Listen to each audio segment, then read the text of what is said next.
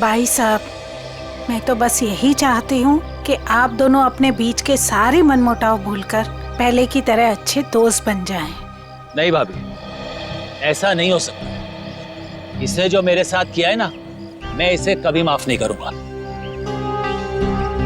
किशोर, मुझे मालूम था, इसीलिए मैं माफी मांगने तेरे घर आया हूं। मुझे पता था कि तू आसानी से माफ नहीं करेगा, इसीलिए मैं मेरे साथ रीना को भी लेके आया हूँ।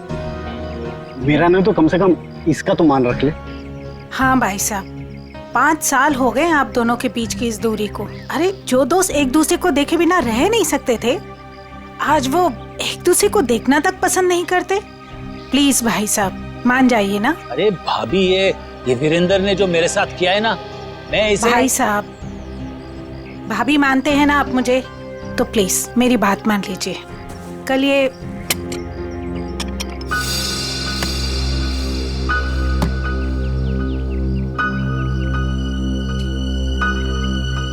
ठीक है, तो अंदर जाओ, हम लोग कुछ बातें कर रहे हैं। जी सर।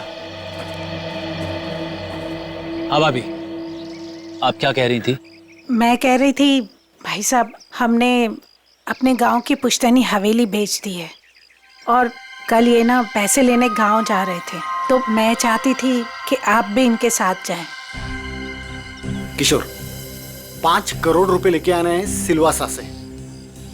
अगर तुम साथ में रहोगे तो हिम्मत रहेगी। क्यों भाई, रीना भाभी तुम्हारे साथ नहीं जा रही है? नहीं भाई साहब, मैं बिल्कुल नहीं जाऊंगी। आप दोनों जाएंगे एक दूसरे के साथ, और रास्ते में जितने गिले शिकवे भी है ना, प्लीज दूर कर लीजिएगा, ताकि आप दोनों जब वापस आए तो मुझे पहले की तरह दोस्ती मिले।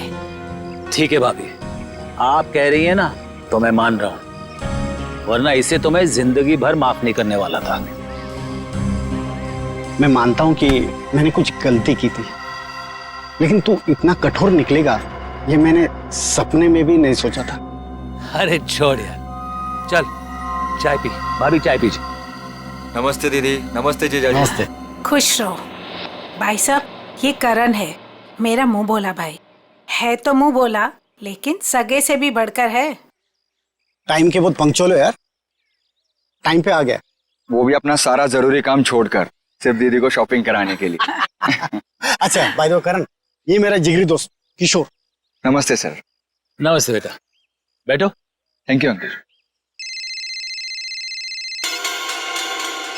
ओ, थोड़ा जरूरी फोन है, आप लोग बात कीजिए, मैं अभी आता हूँ। या हेलो। कल ये करण भी जाएगा हमारे साथ? नहीं नहीं, उसे इस बारे में कुछ नहीं पता। अच्छा किशोर, मुझे तुमसे ज्यादा किसी पे भरोसा नहीं है।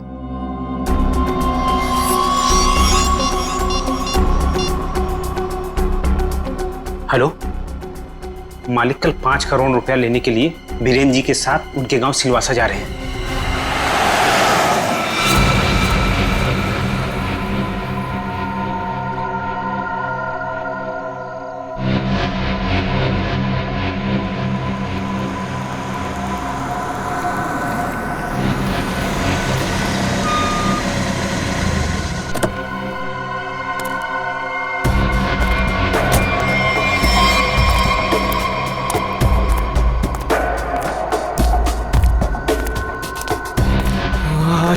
अच्छा वो तुम आगे माल लाए हो? पहले मेरे पुराने पैसे दे दे, उसके बाद ही तुझे माल मिलेगा। बाद में नहीं, प्लीज देखो, प्लीज मुझे अभी माल दे दो।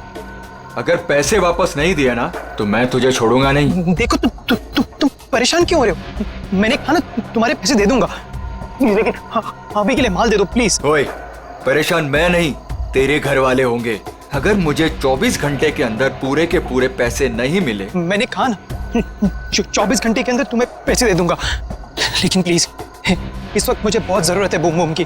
प्लीज माल दे दो। पैसे 24 घंटे के बाद तो माल भी 24 घंटे के बाद। देखो प्लीज ऐसा मत करो, प्लीज मुझे माल दे दो प्लीज। मैं पैसे दे दूंगा, मैंने कहा ना मैं दे दूंगा। सुनो प्लीज माल दे दो, मैंने कहा ना मैं तुम्हारे पैसे दे दूंगा, मैं वादा करता हूँ मैं दे दूंगा पैसे। प्लीज माल दे दो वरना मैं मर जाऊंगा। प्लीज सुनो, देखो जाओ मत प्लीज माल दे दो, अभी के लिए दे दो, मैं पैसे दे दूंगा। प्लीज माल दे दो वरना मैं मर जाऊंगा। प्लीज माल दे दो। रौनक,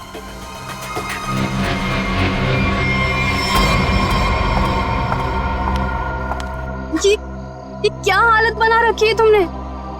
ये सब छोड़ क्यों नहीं देते हो रौनक? तुम यहाँ क्या कर रही हो?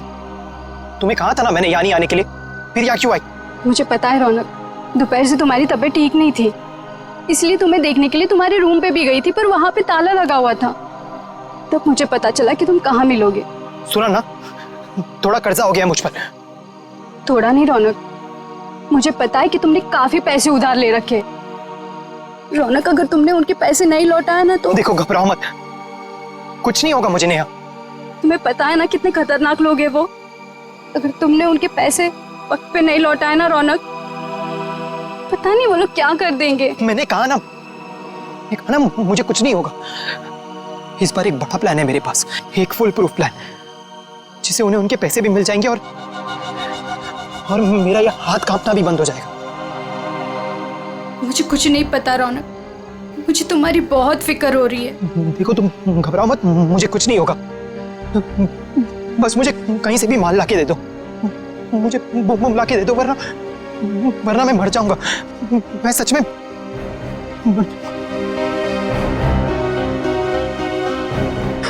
रौनक, रौनक, रौनक, तुम ठीक हो ना?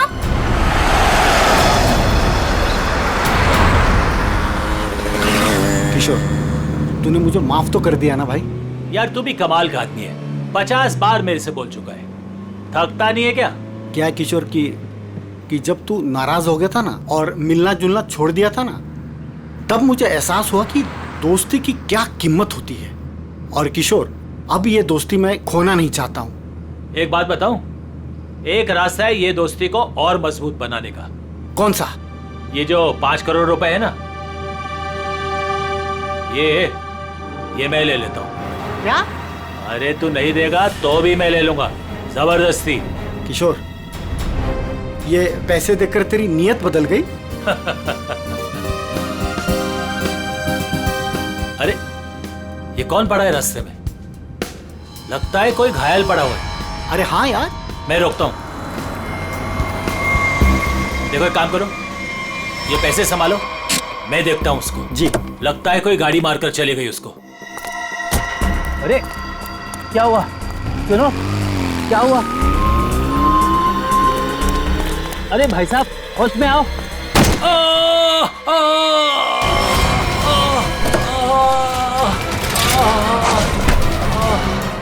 छोड़ छोड़ छोड़ मुझे, बचाओ, छोड़, चोर, बचाओ, बचाओ।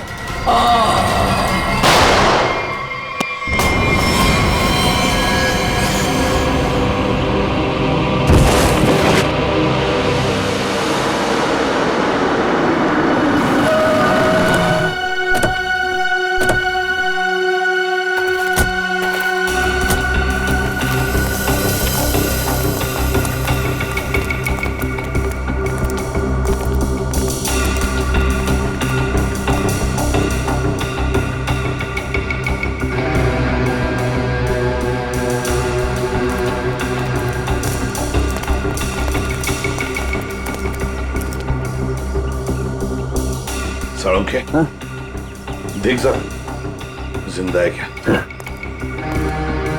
सर, इसका नाम किशोर है सर। गहरी चोट लगी, इसलिए बेहोश हो गई, तुरंत हॉस्पिटल भिजवाना पड़ेगा। फ्रेडी, मैं एम्बुलेंस को फोन करता हूँ सर। हाँ जल्दी।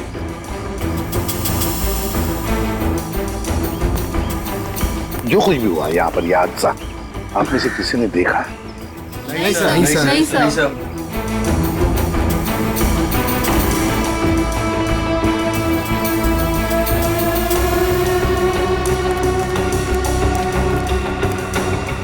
बॉस, पॉइंट ब्लैंक रेंज से गोली मारी गई, गन पाउडर लगा हुआ अभी भी घाव पर।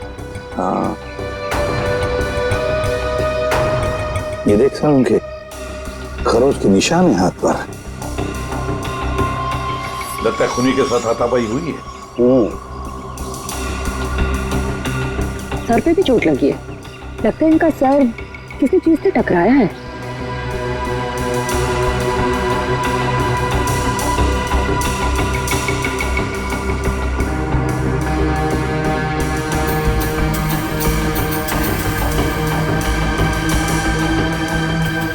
शायद यहाँ पे टकराया इसका सिर।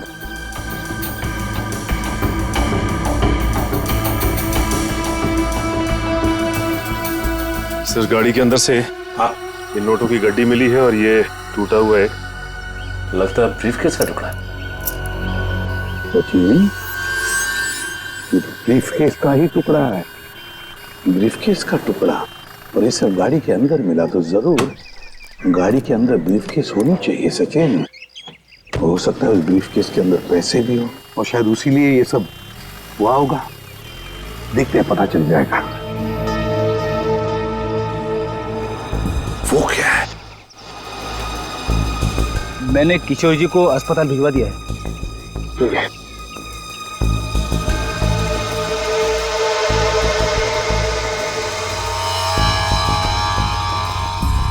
ब्रेसलेट, इस पर नाम वाम का कुछ भी नहीं है। इस पर सारुण के जरा देख तो कुछ पता चलता है क्या इस ब्रेसलेट से?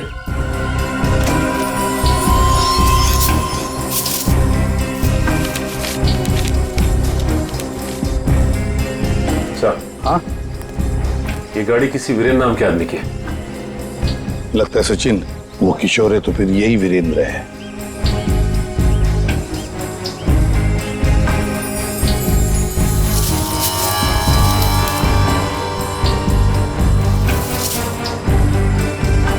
Gun sir. आप रेडी? ये गन मिली है। गन देखे जरा।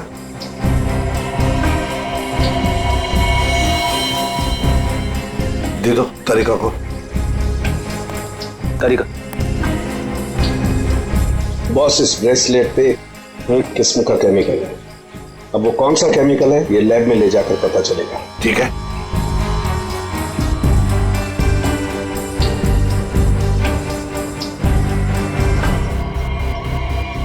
सर, इस गन पे खून लगा हुआ है। लगता है इसी गन के बट से किशोर जी पर वार किया गया था।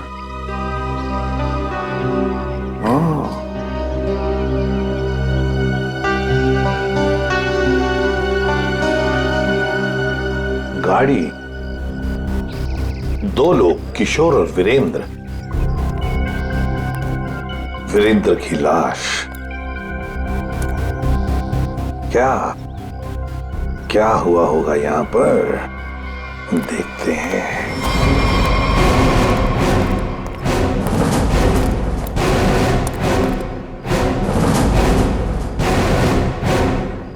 किसी न किसी वजह से गाड़ी यहां पर रुकी।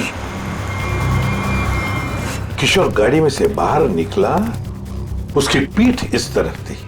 बस उसी में किसी ने आकर उसे यहां सिर पर वार किया और किशोर यहां पर गिर गया। हो सकता है ब्रीफकेस में पैसे थे। वीरेंद्र शायद पैसे की बैग लेकर अपने आप को बचाने की कोशिश में भाग रहा था। खूनी ने उसे देख लिया और दबोच लिया। दोनों में हाथापाई हो गई। वीरेंद्र को पॉइंट ब्लैंक रेंज पर गोली मार दी। ये जो कुछ भी है पैसों की वजह से ही हुआ है, पर किसने?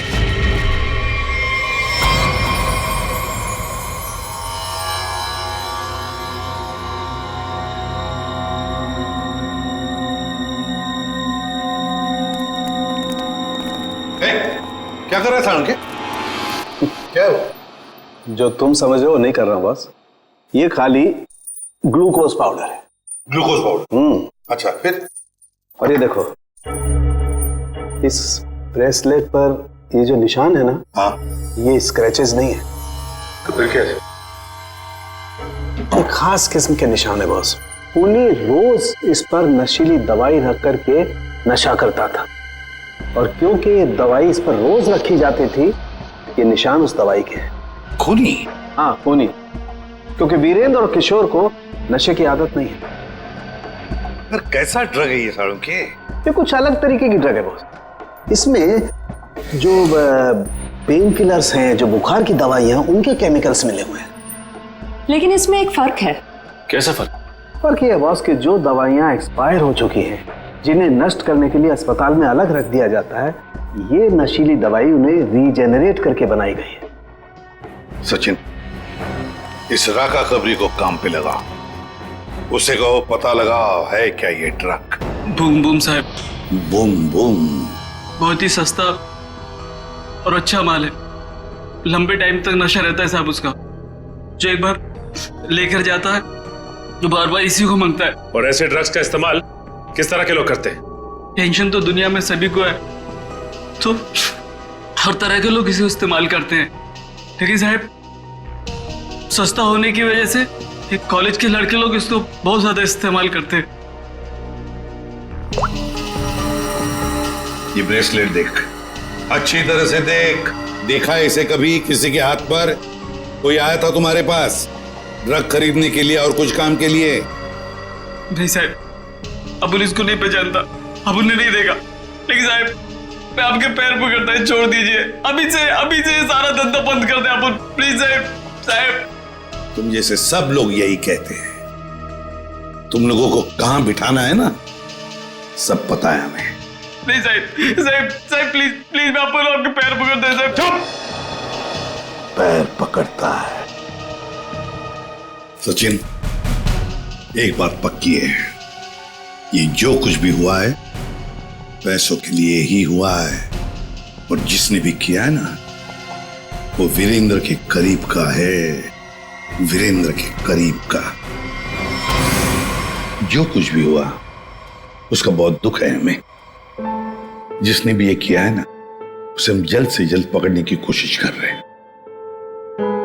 वैसे आ कहां से रहते किशोर और वीरेंद्र? सर, दोनों हमारे गांव गए थे, सिलवासा। पुश्तैनी हवेली बेची थी हमने, उसी के पैसे लेने गए थे। पुश्तैनी हवेली बेचने के लिए? कितने पैसे? 5 करोड़ रुपए। 5 करोड़ रुपए? इतना सारा पैसा कैसे? मतलब रोकड़ लेकर आ रहे थे? मेरा मतलब है कैश में लेकर आ रहे थे?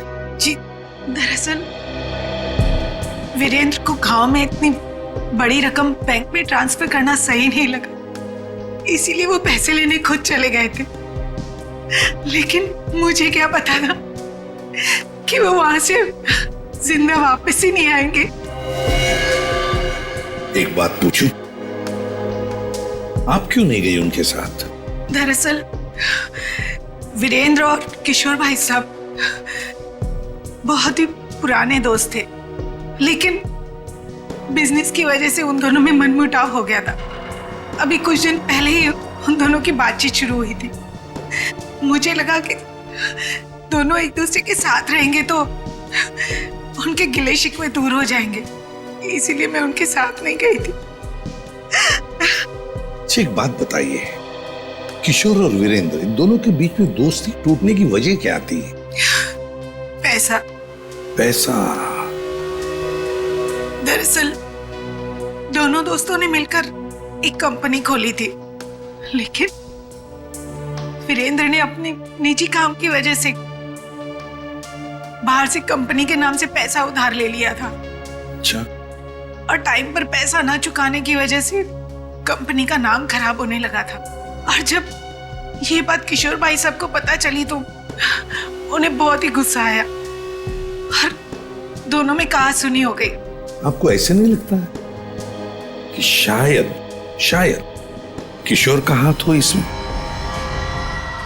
आइए साहब, आइए। मालिक इस कमरे में। ठीक है, थैंक यू। किशोर जी।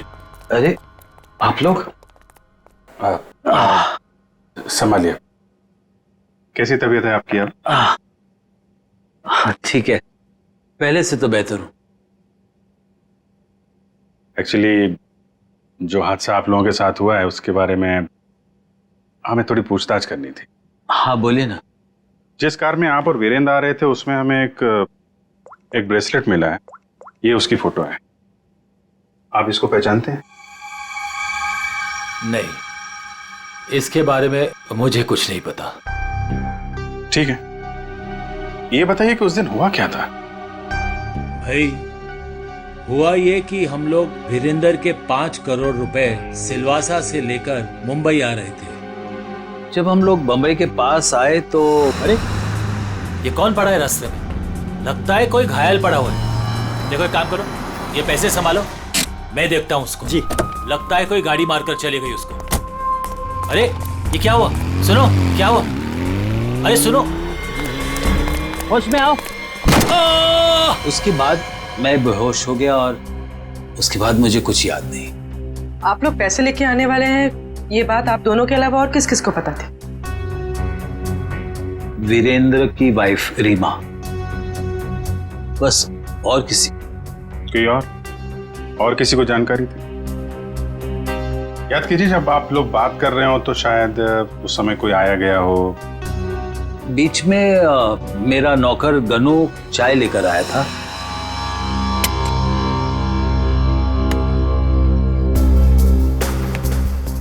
ठीक है, तुम अंदर जाओ, हम लोग कुछ बातें कर रहे हैं। जी साहब। मैंने उसे तुरंत कह दिया था कि वहां से चला जाए और वो चला गया। शायद उसने आपकी बात सुन ली हो तो सकता है, लेकिन गनू काफी भरोसे वाला आदमी है। वो मेरे यहाँ कम से कम 4 साल से काम कर रहा है। देखिए किशोर जी, 5 करोड़ की बात सुन के अच्छे की नीयत बिगड़ सकती है। नहीं तो एक साहब, आप लोगों के लिए चाय लाया। Thank you very much. हम लोग ड्यूटी के समय कुछ खाते पीते नहीं हैं। वैसे मेहमानों का काफी ख्याल रखते हो तुम। साहब, जब यही काम करना है तो ईमानदारी से करें। वैसे ये घड़ी भी बहुत अच्छी पहनी है तुमने। जी साहब।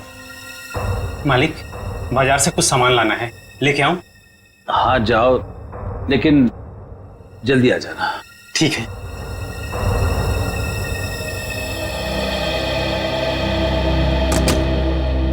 मतलब कोई और आया गया नहीं जब आप ये बात कर रहे थे पैसों की? ऐसा तो, एक सेकंड, मुझे याद आ रहा है, उस वक्त वहां रीना का भाई करण आया था। करण? आई सी। लेकिन तब तक तो हमारी बातें हो चुकी थी। ठीक है, अभी आप आराम कीजिए, जरूरत पड़ी तो आपको दोबारा परेशान करेंगे। जी sir. Thank you very much. अच्छा जी, बाय। ये जो नौकर है ज्ञानो, ये कुछ गड़बड़ लगता है, इस पर नजर रखनी पड़ेगी।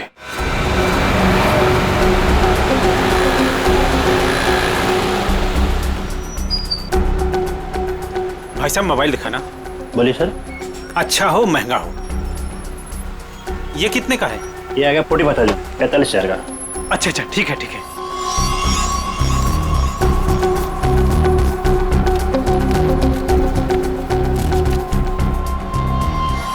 ये लीजिए पैसे। Hello hello. हाँ, अच्छा सर, आप लोग यहाँ?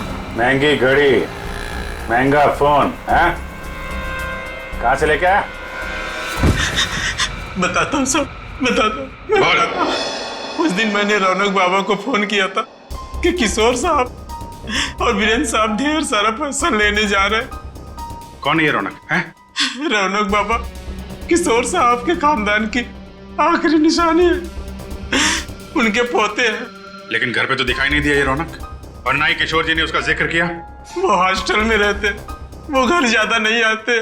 तुमने ये पैसे वाली बात रौनक को क्यों बताई? रौनक बाबा को पैसे की जरूरत रहती थी, किशोर साहब उतने पैसे नहीं देते थे उनको, और वो जब घर आते थे तो उनके लॉकर से पैसे चुराते थे और मैं उनकी मदद करता था और वो मुझे आधे पैसे देते थे। एक बच्चे को सुधारने के बजाय तू उसे बिगाड़ रहा था। जैसे ही उस दिन मैंने पैसे की बात सुनी, मैंने रौनक बाबा को फोन कर दिया। मुझे लगा कि रौनक पैसों की चोरी करेगा और तुझे भी आधा देगा। क्यों? वैसे रौनक इतने सारे पैसों का करता क्या था? मैंने उनसे कभी पूछा नहीं। ये देख, ये देख, ये ब्रेसलेट रौनक का है? नहीं साहब, मुझे नहीं पता। वैसे बहुत दिन से वो घर नहीं आ रहे और मैंने उनके हाथ में देखा नहीं कभी। रौनक ने तुझे फोन करके बताया इस चोरी के बारे में? साहब, मैं 2 दिन से उनको फोन करने की कोशिश कर रहा हूँ, उनका फोन लग नहीं रहा है। सर, हो ना हो, रौनक का ही हाथ लगता है इस खून और चोरी में। कहाँ है रौनक का हॉस्टल बता।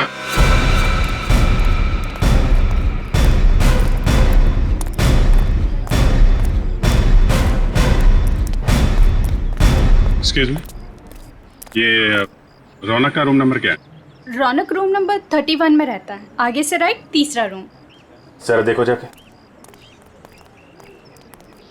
तुम जानती हो उसे? हाँ हाँ, बहुत अच्छे से, फ्रेंड है मेरा। क्या नाम है आपका? मेरा नाम नेहा है। पर आप लोग कौन हो? हम लोग सीआईडी से। सीआईडी? सब ठीक है ना? आप जरा ये फोटो देखिए ब्रेसलेट की, इसे पहचानती हैं आप? ये ऐसा तो बिल्कुल रौनक के पास है, मैंने गिफ्ट किया था उसे। पर आप लोगों को कहाँ से मिला ये? वहीं जहाँ पे रौनक ने इसे गिराया था। एक बात बताओ, ये रौनक ड्रग्स वगैरह लेता है क्या?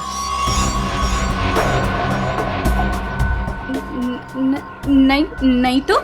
सच सच बताओ नेहा। हाँ सर, वैसे रौनक दिल का बहुत ही अच्छा लड़का है। पता नहीं उसे ये बुरी लत कहाँ से लग गई, और उस चक्कर में तो। किस चक्कर में? क्या किया उसने?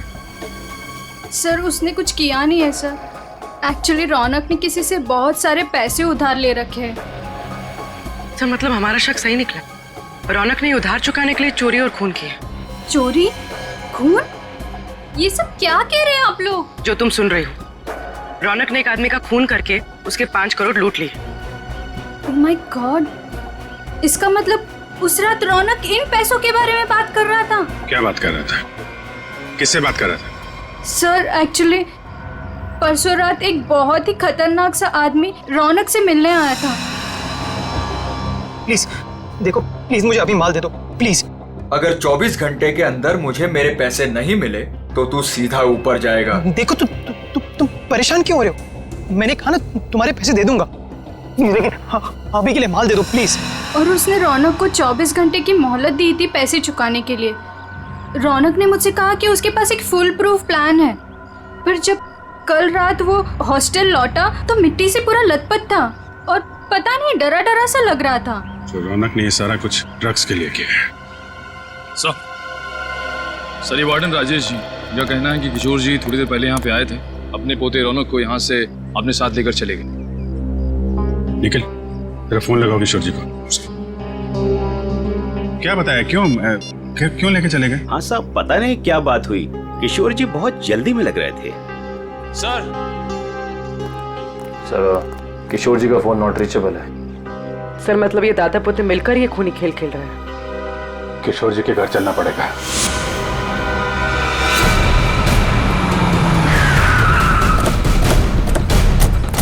गाड़ी है किशोर जी की, दोनों अंदर ही होंगे। सर यहाँ से भी भागने की तैयारी कर रहे होंगे।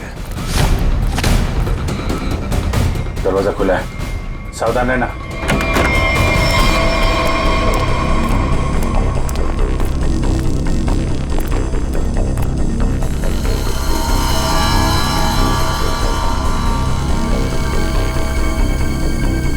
सर सारा सामान बिखरा पड़ा है। सर लगता है यहाँ पे हाथापाई हुई है।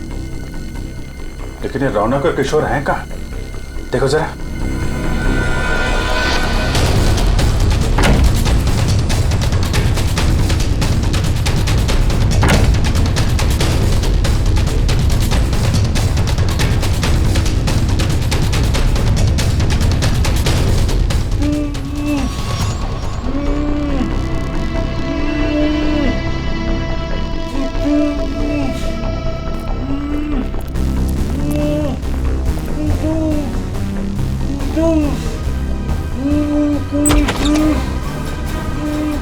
अरे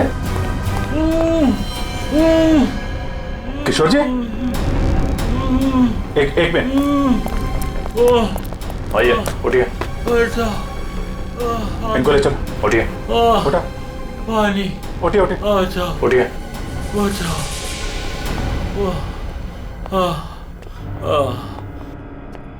पानी दो इनको।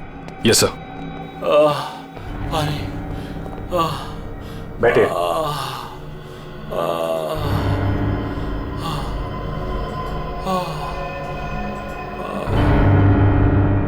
किसने किया ये सब? पता नहीं सर वो कौन लोग थे। उन्होंने मुझे मार मार कर बेहोश कर दिया और वहां बेसमेंट में फेंक दिया सर। आपका पोता रौनक कहाँ है जिसने वीरेंद्र का खून किया है? सर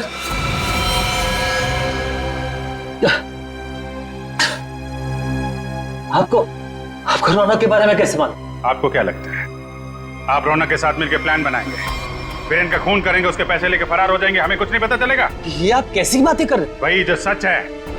नहीं सर, रौनक ने किसी का खून नहीं किया, वीरेंद्र का खून किसी और ने किया है सर।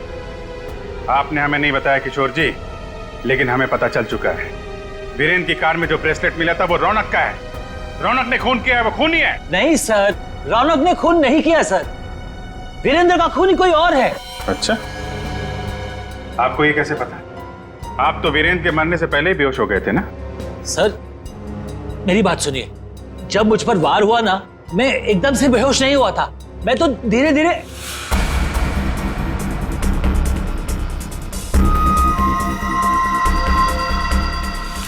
गन वीरेंद्र के पास गिर गई और रौनक वो पैसे लेकर भाग गया।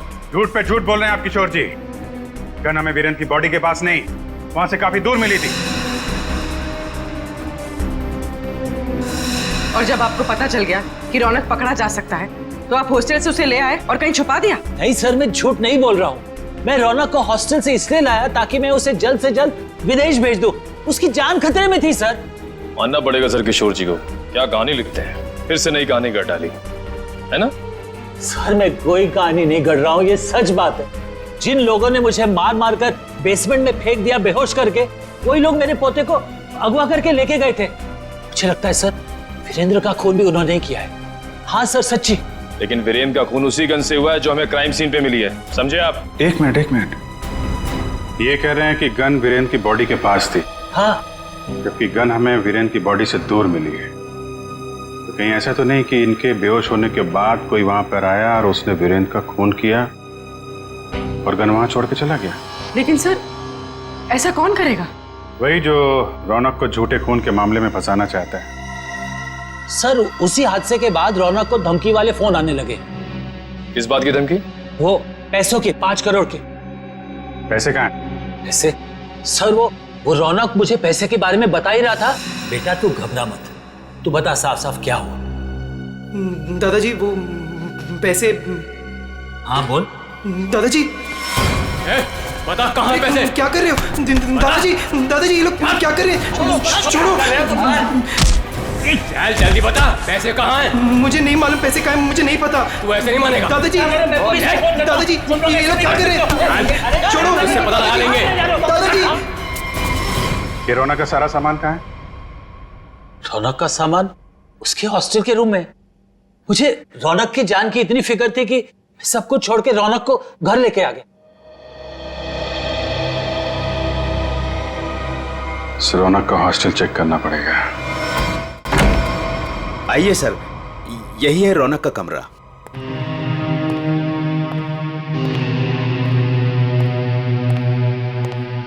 चेक करो पूरा कमरा। सर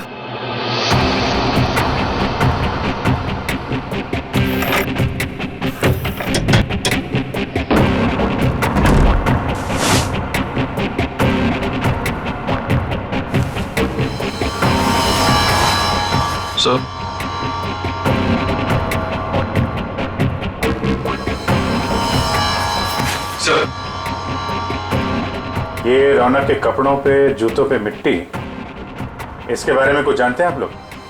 हाँ सर, कल उसने यही कपड़े पहने थे। मैंने उससे पूछा भी था, उसने बताया कि वो कहीं गिर गया था। बस के टिकट से जनक नगर? ये बस स्टॉप तो वहीं पे है, जंगल के पास, जहां पे वीरेंद्र का खून हुआ था। कहीं सारे पैसे उसने उस जंगल में तो नहीं छुपा दिया?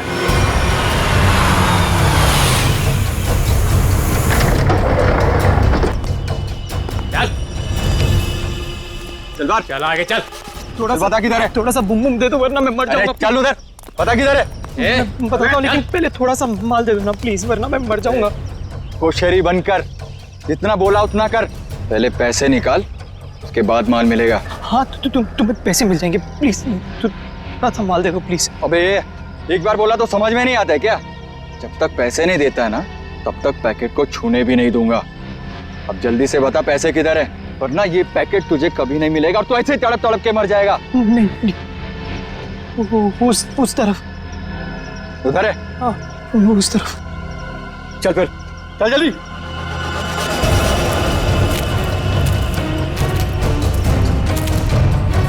कहीं हमें बेवकूफ तो नहीं बना रहा है तू?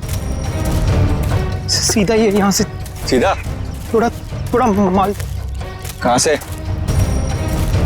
एक मिनट। कब किधर है? मैं वो यहाँ से सीधा ही है, सीधा है। चल सीधा। तो थोड़ा दे दो ना प्लीज तो थोड़ा दे दो, वरना मर जाऊंगा मैं। और कहाँ जाना है? बता जल्दी। वो रहा निशान। बेवकूफ तो नहीं बना रहा हम लोग को? नहीं ये खड्डा है। चल ये खड्डा है, यहाँ पे मैंने बैग दफना है। प्लीज मुझे थोड़ा सा माल बंद कर, पहले बैग निकाल। थोड़ा सा माल दे दो ना, यहाँ तक तो बेवकूफ समझ के रखा है क्या? पहले पैसे निकाल, बाद में माल मिलेगा। चल जल्दी कर। ठीक है चल निकाल। तो मैं जल्दी कर। चल जल्दी कर। थोड़ा बैग निकाल।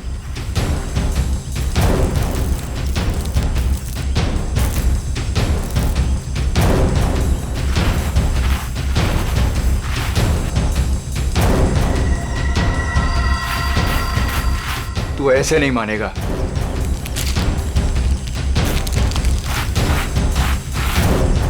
देख जितना टाइम लगाएगा ना उतना ही माल गिरता जाएगा जमीन पर।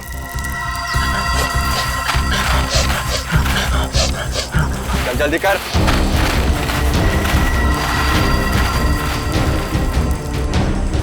खत्म हो रहा है, जल्दी कर। चल फेंक दूंगा सारा। लगता है हमारे अलावा कोई और भी आया है इस जंगल में। तू कर जल्दी कर। तेरे जल्दी कर।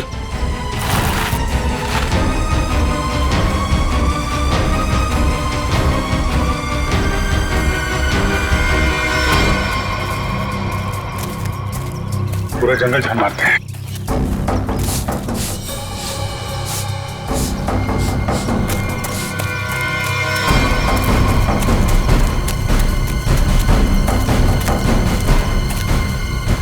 वो देखो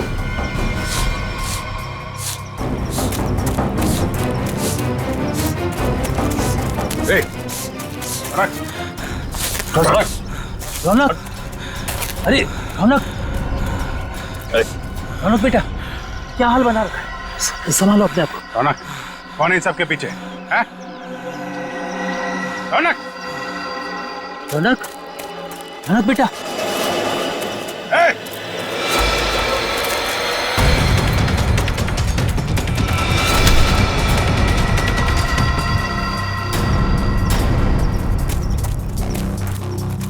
कौन है तू? हैं? जो कर रहा है ये सब? ओए उड़ दो उसे, वरना मैं इन दोनों को मार दूंगा। इन दोनों में से किसी को खरोच भी आई ना, तेरा ये आदमी तो गया। ठीक है मार देना उसे, मेरे पास और भी लोग हैं।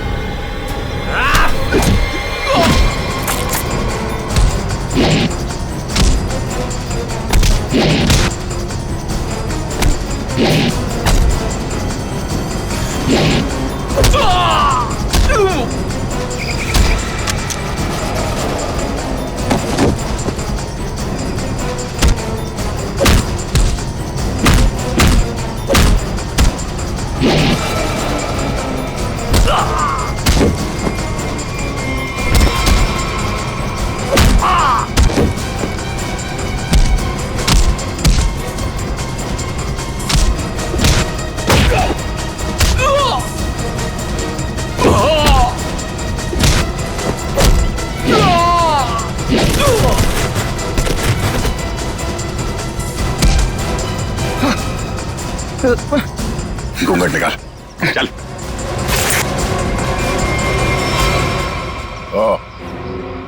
वांटेड ड्रग माफिया रजनी का बेटा दिलावर।